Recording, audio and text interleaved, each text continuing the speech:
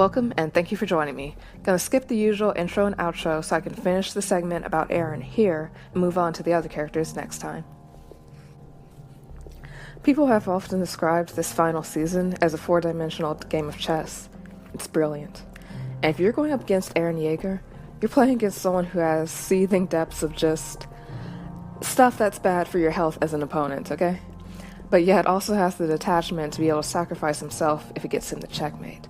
He is unpredictable as fudge, and he is danger squared, and then cubed, and then multiplied upon itself a little more. And that's who Reiner has just run into. After having betrayed him and murdered various comrades and caused the death of his mother, and this sort of feels like those moments from cartoons where someone just decides to dig a grave and bury themselves ahead of time before their pursuer even gets a hold of them. And Eren's body language and those eyes of his. I talked before about some of the change we sort of glimpsed in his eyes in the Season 4 trailer, and also how it shifted from that look he'd had at the end of Season 3 in that ocean scene. I feel like the eyes we see with him now are like a combo of those two. They're sort of like that look he had when they were still on that horseback ride to the ocean, but hadn't quite reached it yet.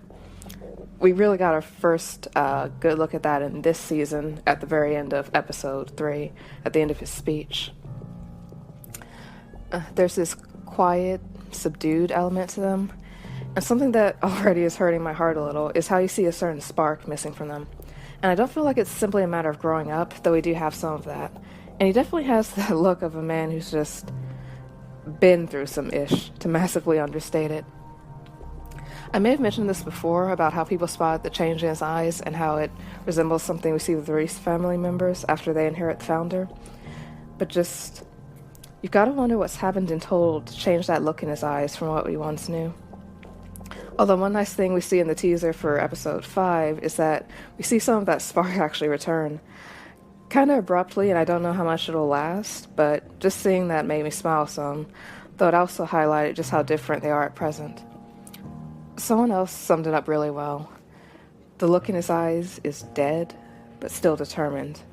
He really just is moving forward in spite of the massive weight he now carries upon his shoulders and within his soul. And I think talking about Eren's eyes and expression makes for a pretty good segue into that encounter with his grandfather. Wow, that's another scene that caught me completely off guard. I'd been wondering if he was finally going to meet his grandparents, and of course what that would be like. And come to think of it, I actually did see that referenced a while back, but I'd completely forgotten about it. But man, did you see the poise Eren had during that whole scene? I feel like it again demonstrates so well the way he sort of matured and gained more emotional control and impulse control in some ways over time. There's this extremely fraught family history there, far beyond what his grandfather even knows. His grandfather has no freaking idea of the true domino effect from that whole sequence of events involving Grisha, Faye, and then the Restorationists. But Eren just sits there very calmly, asking questions, and watching the guy with an expression that my best friend labeled resting witch face, to use a word that rhymes. I cracked up when she said that, but it's kind of true. Which reminds me of a really striking insight from another viewer who commented that Eren now understands what it's like to have the disposition, experiences, and mindset of Annie. That probably never would have occurred to me, but oh my goodness, that's actually really accurate. Really, really accurate. And we're going to see that play out as the season progresses. The funny thing is, I got the sense back during the previous seasons that Annie sort of liked him, and then later occurred to me that it's probably because of how forthright and earnest he was back then. Annie's fed up with folks lying and selfishness and agendas and everything, and Eren, even if she thought he was kind of an idiot plus naive, he was at least earnest and pretty blunt and straightforward about what he thought and what he wanted to do. And I think that was a refreshing change for her at that point in time. In any case, getting back to Eren and his grandfather, it's worth bearing in mind how Eren has a personality and mindset quite similar to Grisha, and I'm pretty sure he would have felt much the same way about the grandfather's fearful and unsupportive response after Faye's death. And that whole thing of basically trying to keep within the lines Marley had drawn for them, like someone in Paradis content with residing inside the walls forever, cowering in fear from Eren's perspective. I feel that this pretty much makes Grisha's father the exact type of person Eren can't stand and would pretty much despise or be disgusted by. And that's without all the other stuff that went down. And even though it was Zeke who reported Grisha, I wouldn't be surprised if Eren also considered the grandparents themselves, especially the grandfather, to also be traitors to some degree. And we know how sore a topic that has been for him.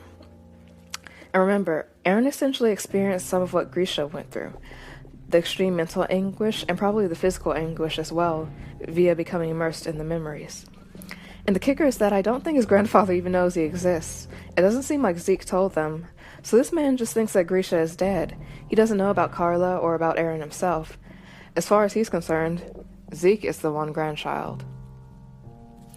So this fudger doesn't even know he exists, and Eren just sits there calmly, maintaining his cover, and casually asking questions and letting the guy speak, and recount some of the old knife wounds, metaphorically speaking, and have a breakdown. I can't help but wonder what was going through Eren's head at that point, and how he felt about his grandfather's current mental state. Does he kind of feel that this was deserved in some ways? Does he mainly find it sad? Or has he detached himself so much from the really personal stuff that's just that steely serenity again, and this doesn't concern him one way or another? Is he a detached observer when it comes to these grandparents he had never met, never known? Well, he knows them some via Grisha's memories, so that may be the predominant view he has of them. How Grisha viewed them by the end, though, is something I can only wonder about right now. He certainly still disagreed with the general path they had taken, but we also witnessed that he had calmed during his second chance as a husband and father. He went from relentlessly hammering in the restorationist teachings to instead quietly waiting and allowing Eren himself to be the one who took the initiative by dreaming about the freedom, or supposed freedom, that lay beyond the walls. In any case, I was really shocked by this scene. Initially, I was thinking Jaeger himself was someone aware of Eren's undercover work there, like part of the remaining restorationists there, maybe. I thought he'd identified himself as Jaeger as a sort of code name. But then he started telling the story of Faye and everything else, and I realized whom he actually was. I absolutely lost it right then. I just had my hand over my mouth in shock when I realized that was actually Eren's granddad. And I know we saw him briefly in episode 2 when the Eldian soldiers returned home to the internment zone, but I didn't especially recall what he looked like. And I think even this scene is like a small example of what's generally been going on this season, where we see more sympathetic angles to people we probably haven't had a very high opinion of. Like, I understood his perspective some, even though his actions ticked me off, and it was good to see that he at least did feel guilty, and he really did care deeply about everything that had happened to both of his children. And remember, that isn't a given. Not all parents actually value their children's lives and well-being the way they should, or the way that would be normal or healthy.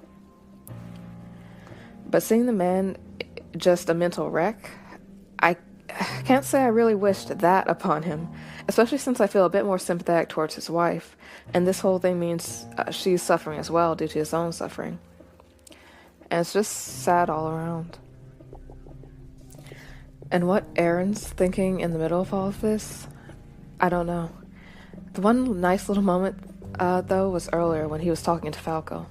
The way his eyes softened and he got that little ghost of a smile when he was talking about getting to go home again. It's kind of funny. Actually, it's really funny. I don't know how long he's actually been away from home at this point, but isn't it something to see that this boy, who had so deeply craved the chance to leave the walls and explore the world beyond, is also longing for home in this really sweet way. It reminds me of a country song or two that I like. I guess it really again shows that things with Eren tend to be kind of varied and nuanced, and not as simple as you'd expect. He hates being trapped, and he absolutely craves freedom or some idea of it. But he also actually does value and have a sense of home. That means something to him. That's pretty sweet and also enlightening to see. It's also funny because of some dynamics I know are going to occur later on. You wouldn't necessarily expect him to be so wistful about it, all things considered, but he still is, even with his awareness of certain stuff. I ain't saying, obviously, but y'all will definitely get it later. I feel like this is one of those little moments where we really glimpse the truth about Eren, and it's a moment we have to refer back to later on, when things won't seem so clear. It's like that scene after he first transformed, when he, Armin, and Mikasa were all trying to figure out what to do when the military stood ready to execute them on the spot. I'll try to explain at the proper time why that scene has become so important to me now.